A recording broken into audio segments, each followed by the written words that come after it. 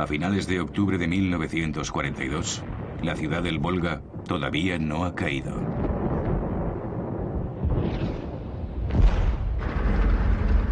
El Führer anuncia a los alemanes: hemos tomado Stalingrado. Solo quedan algunos focos de resistencia. Los tomaremos uno a uno. Es solo cuestión de tiempo. Para Hitler, Stalingrado representa su victoria sobre Rusia.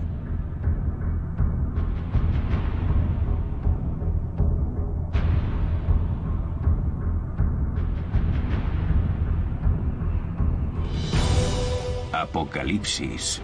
La Segunda Guerra Mundial.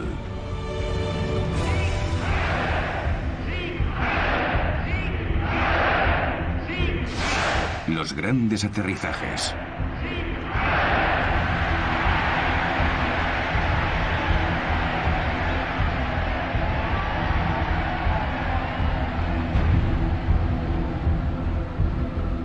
Tras 2 años de lucha en Rusia, los alemanes han amenazado con derrotar al gigante del Este. En el norte, Leningrado está rodeada por los alemanes. Ha pasado 1 año desde que los alemanes entraran en esta ciudad del norte. En el centro, Moscú, la ciudad objetivo, sigue estando al alcance de los alemanes.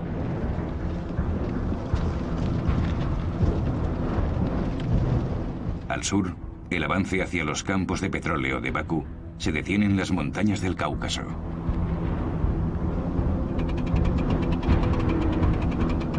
En Stalingrado los soviéticos resisten. En contra de las declaraciones de Hitler, los barcos soviéticos continúan cruzando el Volga, llevando refuerzos. Todos los días, millares de jóvenes rusos, a veces sin armas ni entrenamiento militar, desembarcan en las orillas del río. Los que huyen de las balas alemanas son ejecutados despiadadamente por los comisarios políticos.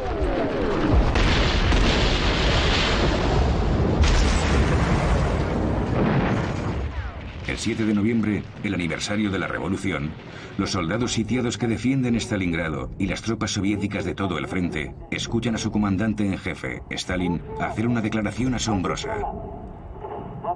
Mañana habrá celebraciones en nuestras calles. Y en efecto, el general Zhukov, el hombre que salvó Moscú, tiene un plan para mantener esos focos de resistencia luchando hasta el final, para retener a las tropas alemanas del general Paulus dentro de Stalingrado. Al otro lado del Volga, Zhukov está montando en secreto un ejército entero. El país ha sido devastado. 1/4 parte del territorio se ha perdido, pero toda la Unión Soviética trabaja duro para darle a ese nuevo ejército las enormes cantidades de equipamiento necesario. Las fábricas desmanteladas y desplazadas hacia los montes Urales trabajan 24 horas al día. En este esfuerzo se sacrificarán vidas. Estamos en invierno de 1942. Las mujeres que trabajan en esos crueles talleres sin calefacción sufren hambre y frío. Muchas morirán de agotamiento. Pero la producción industrial del país se multiplicará por 10. Los Estados Unidos proporcionan enormes cantidades de ayuda a la Unión Soviética. Los aliados pueden reducir la amenaza de los submarinos alemanes en el Atlántico Norte, formando convoyes protectores hacia puertos soviéticos como Murmansk. El anticomunismo se pone en suspenso. Para los americanos, Joseph Stalin es ahora el tío Joe, y para los británicos, el viejo Joe. Los rusos reciben enormes cargamentos de jeeps, tanques, aviones y camiones. E incluso latas de carne en conserva.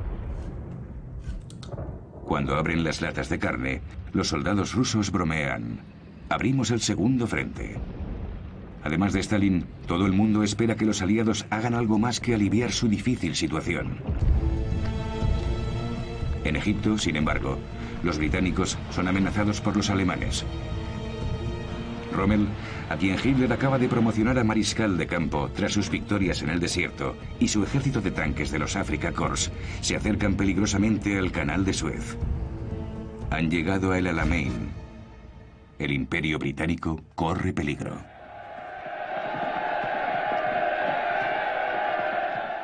El primer ministro británico Winston Churchill llega para animar a su ejército en el desierto. La situación es desalentadora, pero mantiene el sentido del humor y comparte alegres momentos con sus hombres.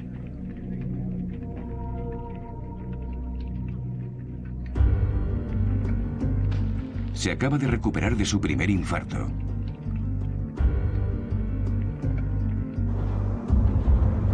Se reúne con el recién nombrado general Montgomery. Montgomery no era la primera opción de Churchill. Y todos estos soldados del desierto están un poco preocupados. Los británicos, los australianos, los neozelandeses, los sudafricanos y los franceses libres. En cuanto llega Montgomery, hijo de un pastor, ordena la imposición de un nuevo programa de estrictas reglas y disciplina. Es cauteloso. Espera hasta que su ejército sea superior tanto en hombres como en equipo, con los nuevos tanques Sherman estadounidenses, por ejemplo, construidos para ser rápidos y potentes.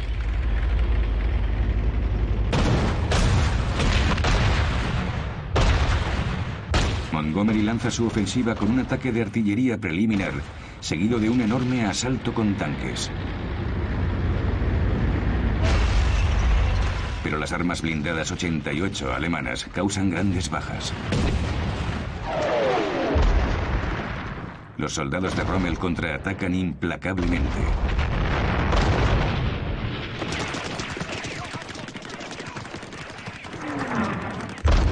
La batalla se convierte en una carga de bayonetas, como durante la batalla del Somme en 1916, con muchas bajas en ambos bandos. En ese juego mortal, el bando con más hombres es el que gana. En una carta a su mujer, Rommel escribe: "Nos aplasta el peso del enemigo". Recibe un mensaje de Hitler: "No puede haber ninguna otra salida que aguantar. No cedas ni un metro de terreno". Rommel contesta a su mujer: "Me devano los sesos para encontrar una salida de esta situación para mis pobres tropas. Nos enfrentamos quizás a los días más difíciles que puede vivir un hombre". Y añade: "Los muertos tienen suerte. Para ellos todo ha terminado". Rommel se retira. En Londres, Churchill anuncia a sus conciudadanos la primera auténtica buena noticia de la guerra. Esto no es el final. No es ni siquiera el principio del final, pero quizás sea el final del principio. Las palabras de Churchill resuenan por todo el mundo. El viejo león británico ha resistido ante Hitler. En su cuartel general, la guarida del lobo, Hitler se muestra desdeñoso. Dice: "Es solo un contratiempo. La guerra continuará".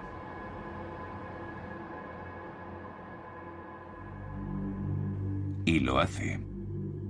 Los aliados abren un nuevo frente en el norte de África, el primer paso para controlar el Mediterráneo.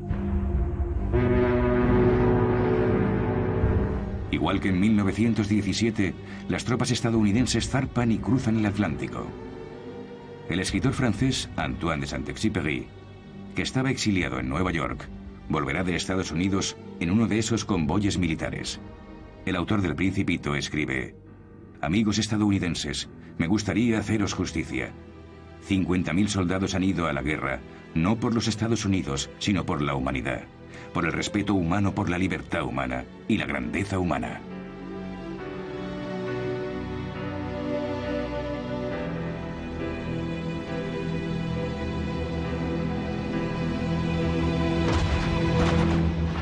Frente a la costa de Casablanca y Orán, los británicos y los estadounidenses son recibidos con fuego de cañones de los franceses de Vichy. Contraatacan. El norte de África sigue controlado por el régimen de Vichy, que colabora con los alemanes. La lucha es violenta y las fuerzas de Vichy sufren grandes daños. El líder de la Francia libre, el general de Gaulle, da un discurso en la radio de Londres.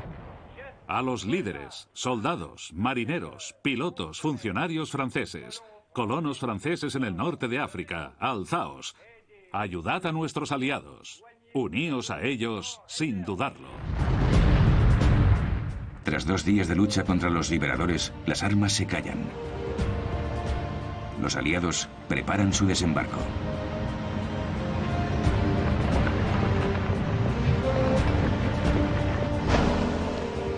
En Argel, el pragmático comandante en jefe estadounidense, el general Eisenhower, negocia con el comandante militar del régimen de Vichy, el almirante Darlene. Darlene es uno de los colaboradores más acérrimos de Francia, que incluso ha conocido a Hitler. Decide cambiar de bando, y las fuerzas francesas de Argelia y Marruecos se unen a los aliados. Unas semanas después, Darlene será asesinado por un luchador de la resistencia francesa. Muchos de los franceses del norte de África reciben a los estadounidenses con alegría. Los zuavos y el ejército francés de África también se muestran aliviados. No querían disparar a los estadounidenses. De hecho, pronto estarán luchando codo a codo con ellos, casi como todas las colonias francesas. Y también los soldados indígenas, como les llaman continuamente, que formarán las unidades marroquíes y argelinas.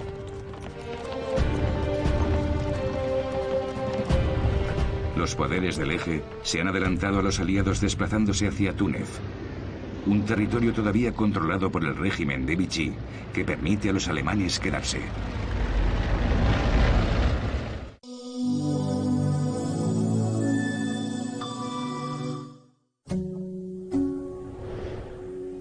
El diseño aeronáutico nunca ha sido mejor. Pero un solo defecto puede terminar en desastre. En National Geographic examinamos y recreamos algunos de los peores accidentes de la historia de la aviación. Mayday, catástrofes aéreas. Esta noche a las 9 en National Geographic. El explorador de National Geographic, Albert Lin, va más lejos y a lo más profundo para descubrir tesoros ocultos, prueba de vida, y antiguas civilizaciones. ¿Aquí es donde se reunían de verdad los templarios? Es precioso. Con una pequeña ayuda del futuro. Seguimos literalmente un mapa creado por láseres desde el cielo, contemplando cómo era hace 400 años. ¡Lo hemos encontrado! Ciudades perdidas con Albert Lin.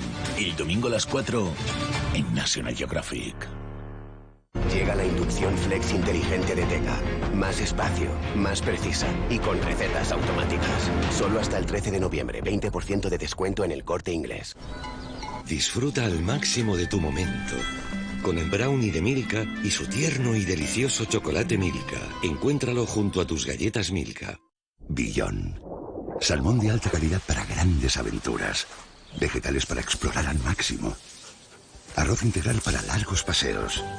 Beyond contiene salmón, pollo, cordero o buey como primer ingrediente, porque creemos en la excelencia de lo natural. Ahora también nueva receta grain free. Beyond. Los mejores amigos siempre están ahí para ayudarte. Por eso ahora tienes un 25% de regalo en la juguetería del Corte Inglés y un 10% en videojuegos.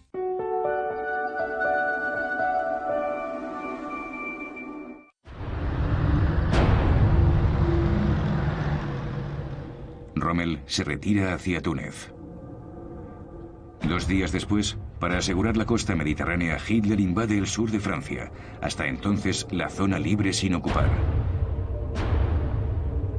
Las órdenes de Hitler son tomar el puerto de Tolón, donde está basada la mayor parte de la marina de Vichy. Con su frágil autonomía en peligro, los almirantes de Vichy deciden deshacerse de su flota. Hunden sus propios barcos para evitar que caigan en manos de los alemanes o los aliados. Ese es el trágico resultado de la política del régimen de Vichy, y no son buenas noticias para Hitler.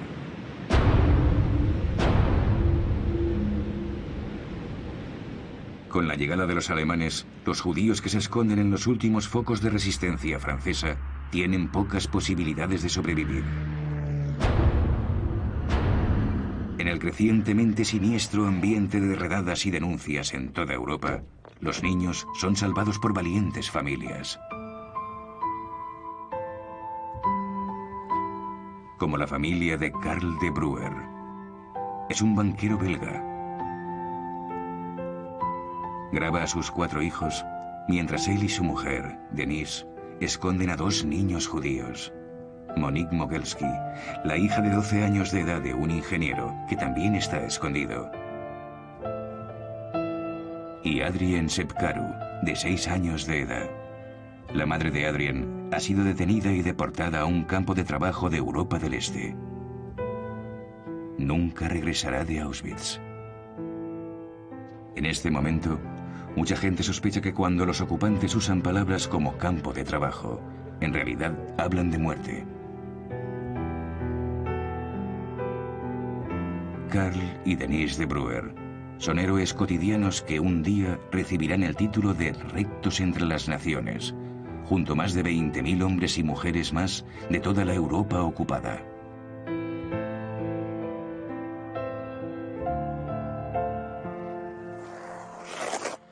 A 3.000 kilómetros de distancia, en las afueras de Stalingrado, los alemanes disfrutan de un breve respiro tras las líneas antes de volver a la lucha contra los soviéticos para eliminar los focos restantes de resistencia.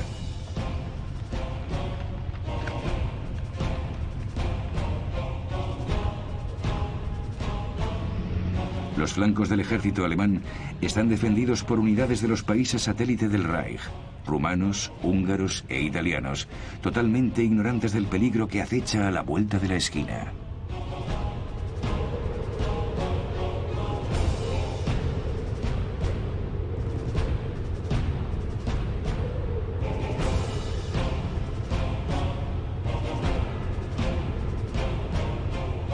A unos pocos kilómetros, las tropas soviéticas se preparan para atacar.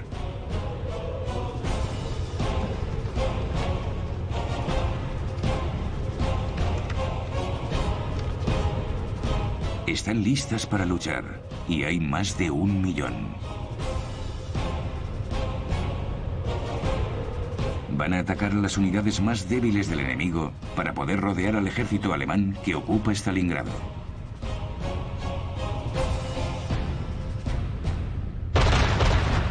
A las 7 de la mañana, los soviéticos se deshacen de las líneas enemigas, atacándolas con lanzacohetes llamados los órganos de Stalin.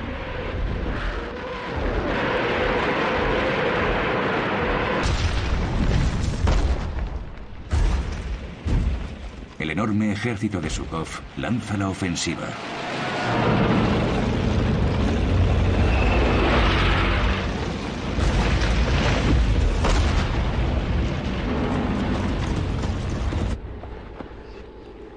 Los húngaros no tienen suficiente munición. Los rumanos no tienen armas antitanque.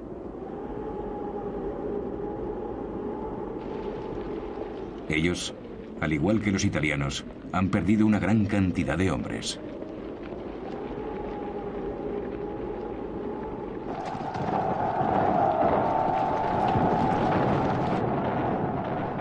Los 2 ejércitos soviéticos del norte y del sur se reúnen.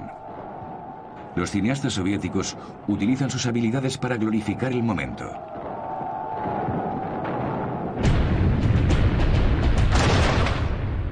Los alemanes ven cómo los tanques soviéticos cierran el círculo a su alrededor. El 6º ejército del general Paulus está atrapado dentro de Stalingrado.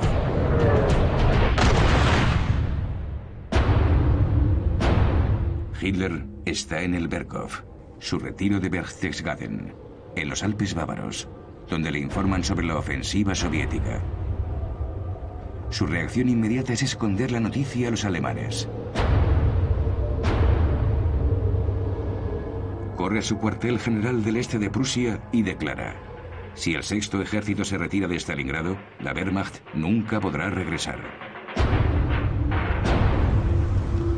Paulus todavía podría huir, pero tiene que obedecer las órdenes, ya que cuando Hitler llega a la guarida del lobo, le envía este mensaje: mantente firme, un ejército vendrá a rescatarte.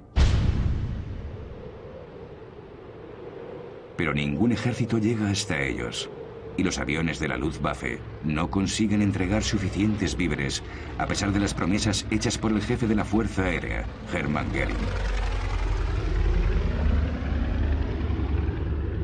En Navidad, las raciones se reducen a 50 gramos de pan y 12 gramos de grasa.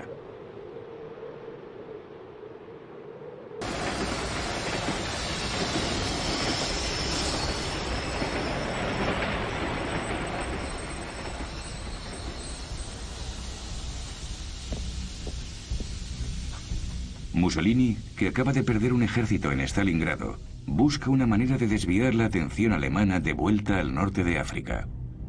Escribe a Hitler: en mi opinión, Rusia no puede ser aniquilada. Se defiende con su tamaño, un territorio tan vasto que nunca podrá ser conquistado o retenido. El capítulo ruso ha terminado. Debemos hacer las paces con Stalin.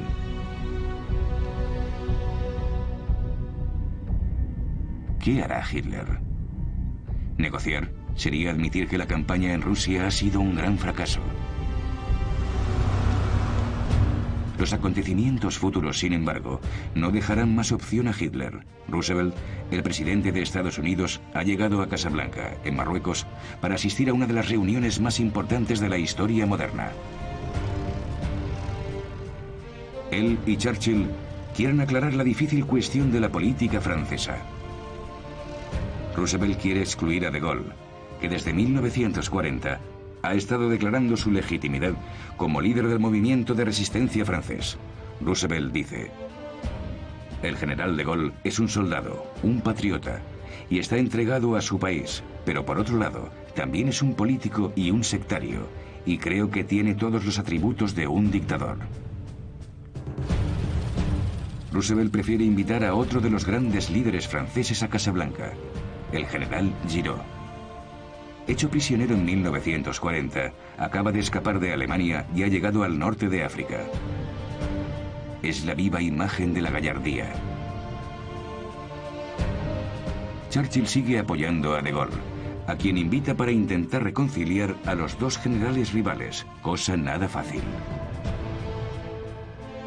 Roosevelt y Churchill llegan a un acuerdo. La futura cooperación entre los dos adversarios es necesaria para poder salvar Francia. Es evidente que Roosevelt siente más cariño por Giraud que por De Gaulle.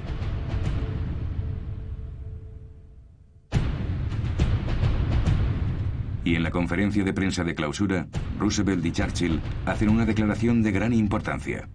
Con mucha vehemencia, pronuncian las palabras que desde entonces se convertirán en el credo de los aliados: rendición incondicional de Alemania, Japón e Italia.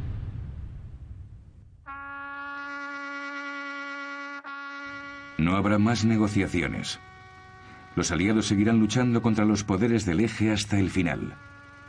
El precio en vida será alto, y muchos creen que esa postura radical, cuyo propósito es tranquilizar a los soviéticos, solo servirá para incrementar la devoción alemana hacia su Führer.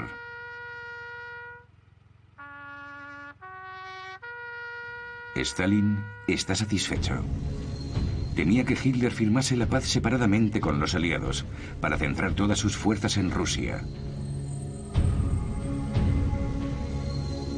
Lanza su ofensiva para aniquilar a la bestia que sigue acechando entre las ruinas de Stalingrado.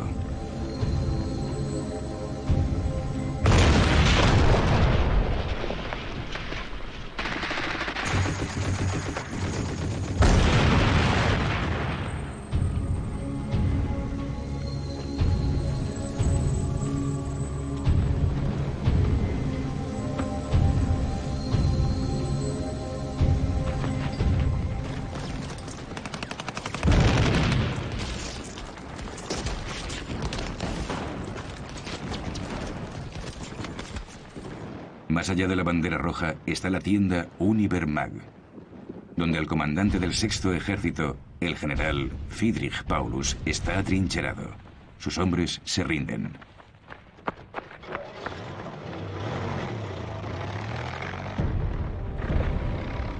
El día anterior, Hitler le ha ascendido a mariscal de campo, pensando que eso le empujará a cometer suicidio para salvar su honor.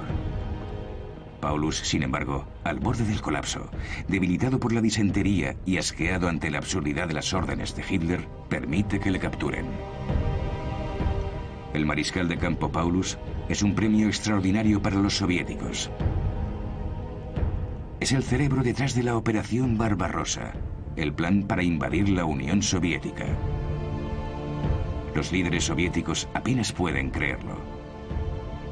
Paulus colaborará con los soviéticos y testificará en los juicios de Nuremberg contra sus antiguos comandantes como Keitel.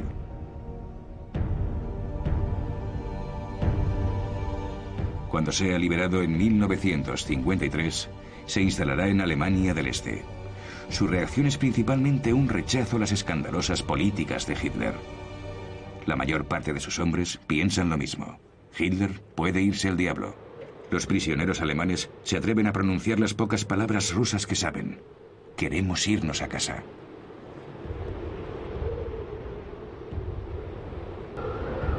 Solo podemos imaginar cómo debió sentirse la gente de los países ocupados. Tras la derrota alemana en Stalingrado, la esperanza renace. Evidentemente, los locutores de noticias alemanes no muestran ninguna de estas imágenes, y Hitler dice: no debemos usar la palabra rendición. Debemos explicar que nuestros hombres no consiguieron recibir los víveres y que por eso les derrotaron. Debemos usar la palabra sacrificio.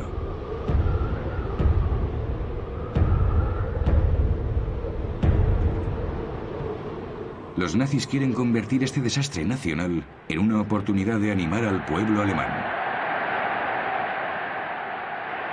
El ministro de propaganda, Goebbels, asume la tarea de movilizar toda la energía y los recursos de la nación para ese fin. Yo os pregunto, ¿queréis la guerra total? Sí. ¿Una guerra todavía más total y más radical que cualquier cosa que podamos haber imaginado? Sí. Alzaos, que estalle la tormenta.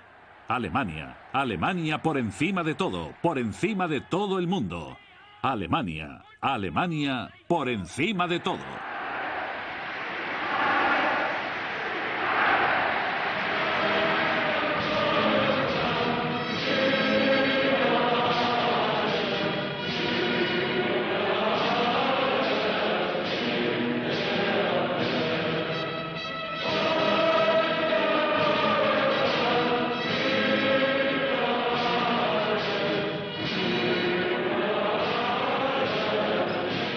Entre el público en apariencia extasiado está Albert Speer.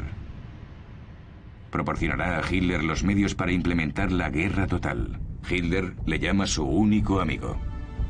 Este arquitecto de 38 años, constructor de los edificios megalómanos del Führer, ha sido nombrado ministro de armamento.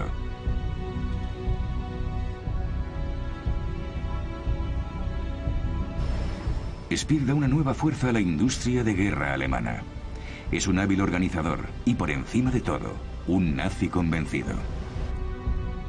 Bajo sus órdenes, 4 millones de civiles extranjeros o judíos serán reunidos y se les hará trabajar hasta el agotamiento o la muerte. Después de Rusia y Polonia, la Francia ocupada es el país que proporciona a los nazis el mayor número de trabajadores. El régimen de Vichy instaura un servicio de trabajo obligatorio y recluta 600.000 trabajadores franceses para Alemania.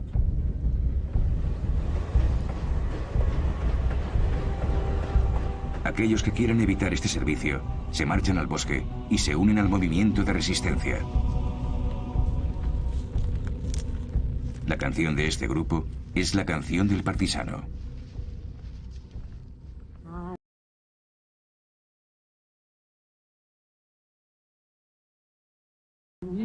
Entends-tu le cri noir des corbeaux sur nos plaines? Amis, entends-tu les cris sourds du pays qu'on enchaîne? Oh, et partisans, ouvriers et paysans, à vos armes. Los grupos de resistencia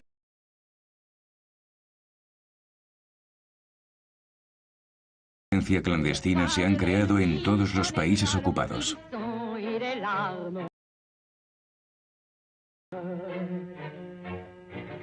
Mon Montez de la mine, descendez des collines, camarades. Sortez de la paille, les fusils, la mitraille, les grenades. Oui, les tueurs à la balle et au couteau, tuez vite. Oui, les saboteurs, attention à ton fardeau, dynamite. C'est nous qui brisons les barreaux des prisons pour nos frères. Si nous battus, nous marchons et nous tuons, nous crèvent. Ami, si tu tombes, un ami sort de l'ombre à ta place.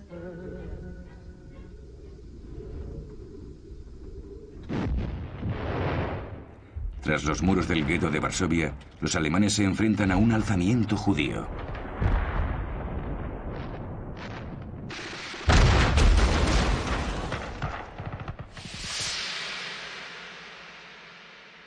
Antes de la guerra, el gueto de Varsovia era un barrio vivo, abierto, filmado en color por un turista estadounidense.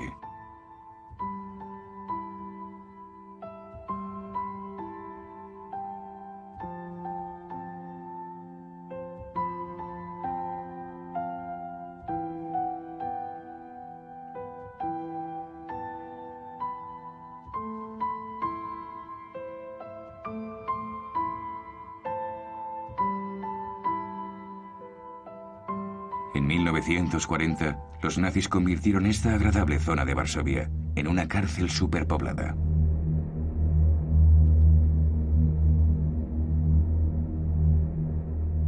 Esta mujer grita de dolor, llevando a un niño muerto por las calles. El gueto de Varsovia en 1941.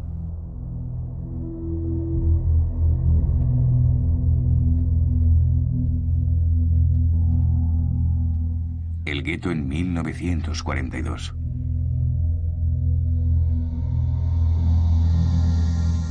El gueto en 1943. Los nazis matan deliberadamente de hambre a la gente para aplastar, debilitar y evitar cualquier tipo de revuelta. Pero los judíos consiguen armas y mueren luchando. Los supervivientes son deportados al campo de exterminio de Dublinka y ejecutados.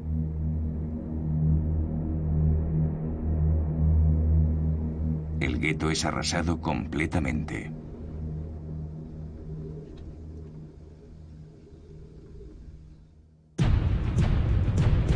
Al mismo tiempo, los aliados consiguen otra victoria. Entran en Túnez.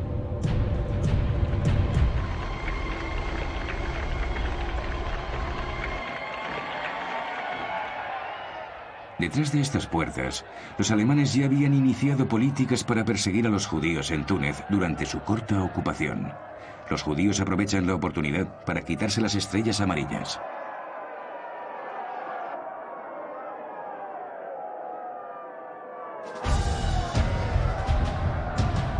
Los prisioneros italianos reciben gestos insultantes desde la multitud.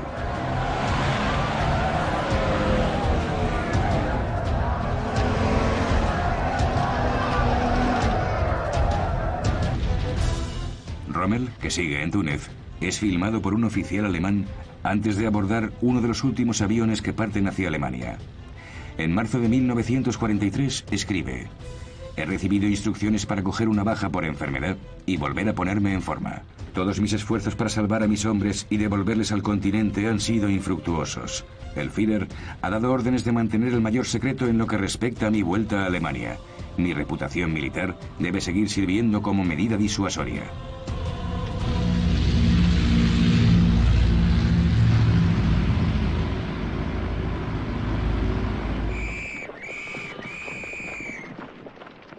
Los Afrika Korps han sido capturados y ahora marchan en largas filas hacia los barcos de la flota estadounidense para ser llevados al otro lado del Atlántico.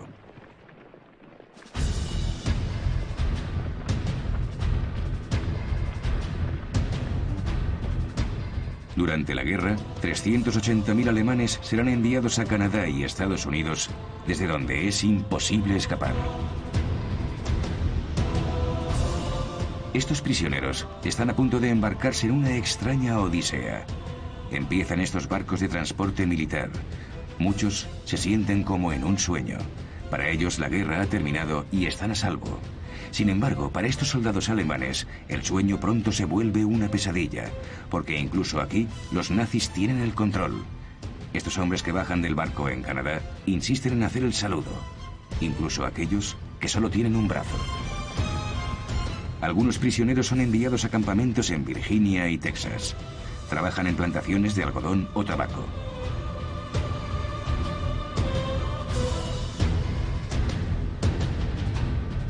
En estas barracas, la ley nazi continúa aterrorizando a los prisioneros.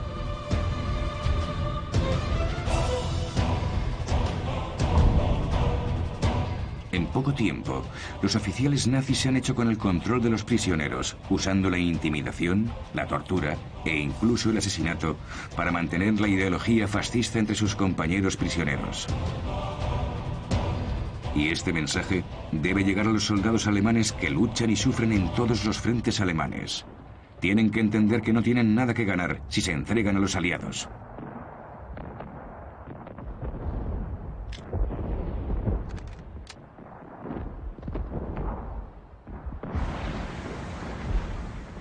En el frente oriental, desde la caída de Stalingrado, la Wehrmacht no vuelve a ser la misma.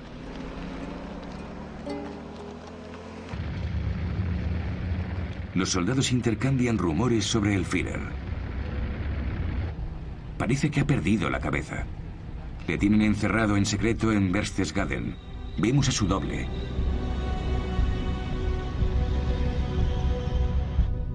Pero no, es el propio Hitler el que es filmado en Berchtesgaden por su amante, Eva Braun. Desde las derrotas de sus ejércitos en Stalingrado y el Alamein, ha cambiado. Su famoso bigote ha encanecido. Uno de sus generales, von Senger, queda sorprendido por su aspecto. Dice, su piel estaba flácida. La mirada de sus ojos azules, que había hechizado a las multitudes, se había enrojecido por el insomnio.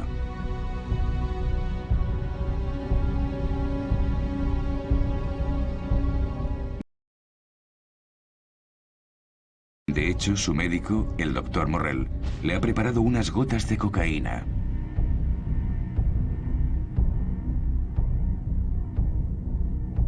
Este es Morrell, filmado el 20 de abril de 1943, con los secretarios y amigos íntimos que han venido a desearle al Führer un feliz cumpleaños. Solo tiene 54 años. Morrell consigue dejarle presentable para las ceremonias. Sin embargo, Hitler tiene la precaución de mantener el brazo izquierdo bajo control. Tiende a temblar. Ya muestra síntomas del mal de Parkinson.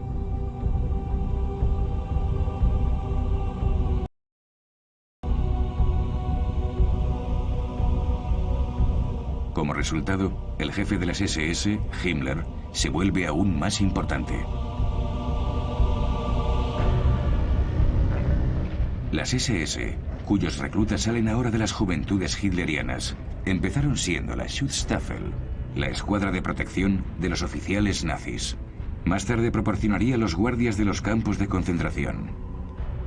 Las SS han creado un auténtico ejército propio, las Waffen-SS. En el futuro se espera que estas tropas de élite, bajo las órdenes de Himmler, sustituyan a la Wehrmacht, que ya no se considera totalmente leal. Cada vez más, Himmler recluta en los países ocupados fanáticos como estos SS bosnios.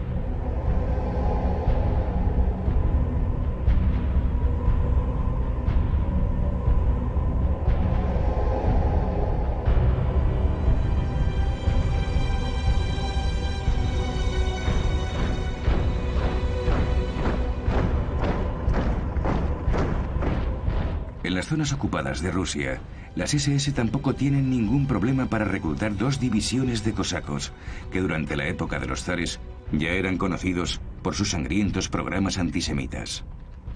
Formarán el temible 15º Cuerpo de Caballería de las SS.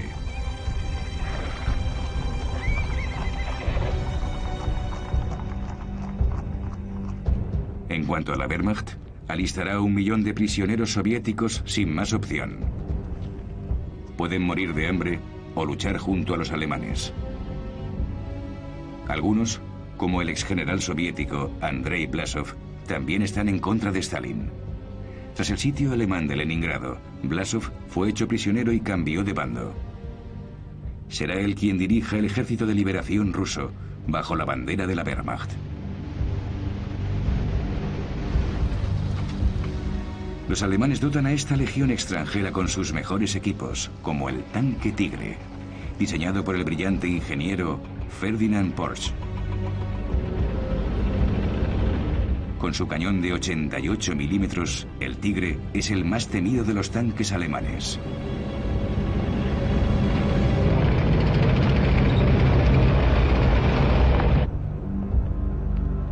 Como resultado, en la guarida del lobo, Hitler empieza a sentir esperanza otra vez.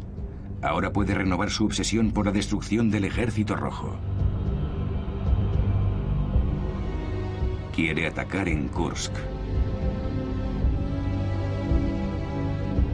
Los rusos han empujado hacia adelante las líneas de frente y Alemania lanzará una enorme ofensiva veraniega, la Operación Citadel, la mayor batalla de tanques de la historia. 2.700 tanques alemanes se preparan para luchar contra 3.600 tanques soviéticos. La superioridad técnica del Tigre alemán parece ser abrumadora.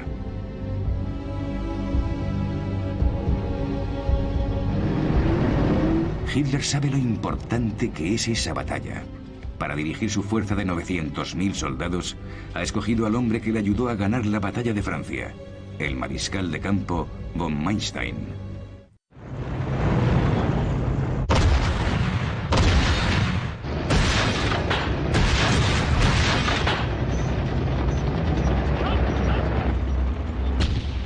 La ofensiva encabezada por los tanques Tigre cruza las líneas soviéticas, pero se encuentra con una brutal defensa antiblindaje preparada por los soviéticos y una densa concentración de tanques.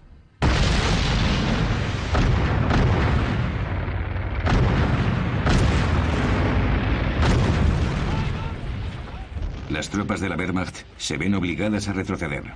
Incluso los formidables tanques Tigres caen víctimas de los soviéticos.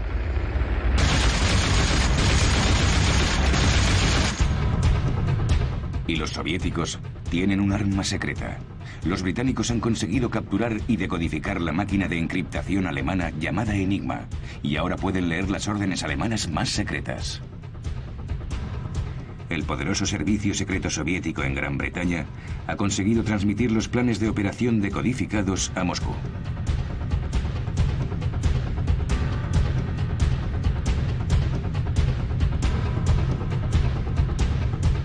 Esta guerra también es una guerra de espionaje.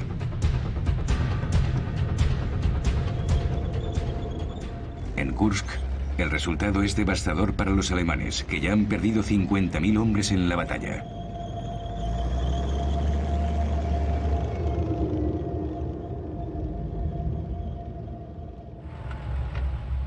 Von Manstein quiere refuerzos para poder continuar con la ofensiva.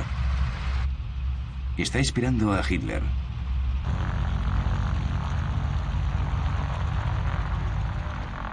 Inmediatamente le dice: hemos sufrido bajas, pero los rusos también, incluso peores. Hitler parece dudar.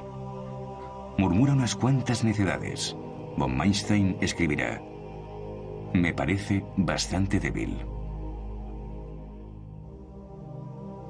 Esta impresión se confirma cuando von Manstein le muestra a Hitler las cifras de bajas de Kursk.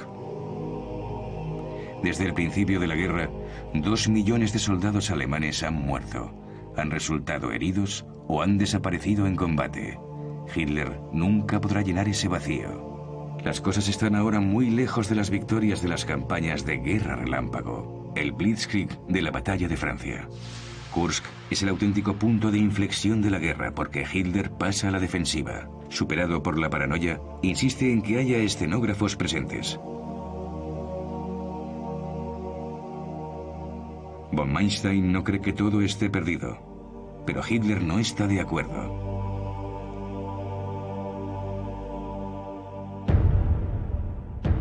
Von Manstein le implora que continúe con la ofensiva. Hitler se niega. La batalla de Kursk ha terminado.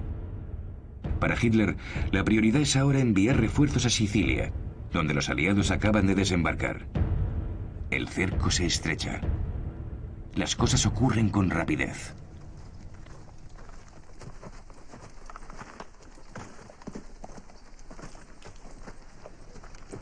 Todo lo que puede hacer Hitler es intentar contener el avance aliado. Pero es incapaz de evitar la caída de Mussolini, lo que lleva a Italia a rendirse y a cambiar de bando.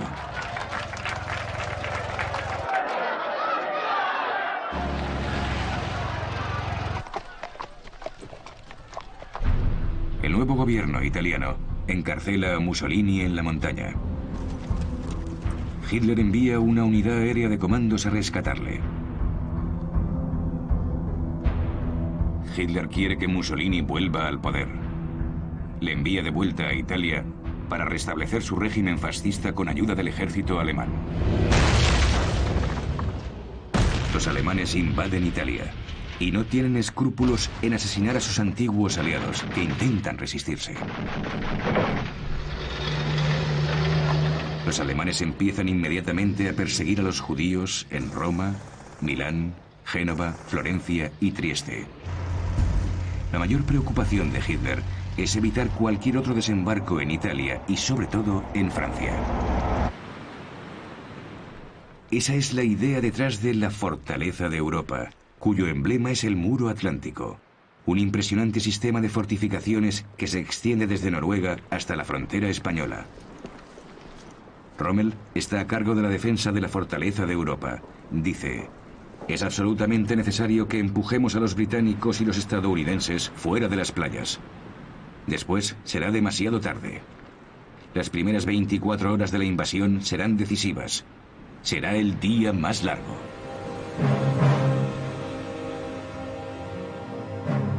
Para Rommel y los nazis, es el principio del crepúsculo de los dioses. Los últimos meses de la Alemania nazi. Y aún así, las imágenes de las noticias alemanas de Rommel, que ha sido invitado a tomar el té por Magda Goebbels, la mujer del ministro de propaganda, revelan el estado de ánimo de los nazis en este momento de la guerra. La ideología nazi tiene fe en la victoria y desprecia la duda. Magda Goebbels frenesí de derramamiento de sangre y muerte. Magda Goebbels le ha dado a sus 6 hijos nombres que empiezan por la letra H, como Hitler. Helga, Hildegard, Holding, Helmut, Hedwig